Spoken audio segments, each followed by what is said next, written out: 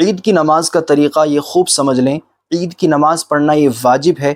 سب سے پہلے ہم نیت کریں گے۔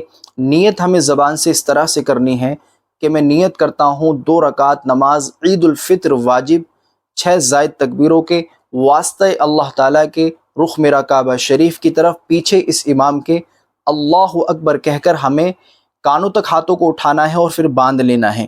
اس کے بعد ہم ثنا پڑھیں گے، امام صاحب اور مقتدی ثنا پڑھیں گے۔ اس کے بعد امام صاحب تکبیر کہیں گے، اللہ اکبر، کانوں تک ہاتھوں کو اٹھانا ہے، چھوڑ دینا ہے۔ دوسری تکبیر میں بھی کانوں تک ہاتھوں کو اٹھانا ہے، چھوڑ دینا ہے، اور تیسری تکبیر میں بھی کانوں تک ہاتھوں کو اٹھانا ہے اور پھر باندھ لینا ہے۔ امام صاحب قرأت کریں گے، سورہ فاتحہ اور اس کے بعد کوئی سورت پڑھیں گے، اور پھر پہلی رکعت ہم مکمل کر لیں گے۔ جب دوسری رکعت میں امام صاحب کھڑے ہوں گے تو سب سے پہلے امام صاحب قرأت کریں گے، ہم خاموشی سے سنیں گے۔ امام صاحب سورہ فاتحہ اور کوئی سورت پڑھیں گے، اس کے بعد پھر 4 تکبیریں کہیں جائیں گی۔ اس میں پہلی تکبیر میں کانوں تک ہاتھوں کو اٹھانا ہے، چھوڑ دینا ہے۔ دوسری تکبیر میں کانوں تک ہاتھوں کو اٹھانا ہے، چھوڑ دینا ہے، اور تیسری تکبیر میں کانوں تک ہاتھوں کو اٹھانا ہے، چھوڑ دینا ہے۔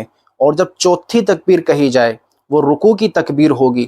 جب ہم چوتھی تکبیر کہیں گے تو کانوں تک ہاتھوں کو نہیں اٹھانا ہے، اور چوتھی تکبیر میں ہمیں رکوع میں چلے جانا ہے، اور پھر معمول کے مطابق ہمیں نماز کو مکمل کر لینا ہے۔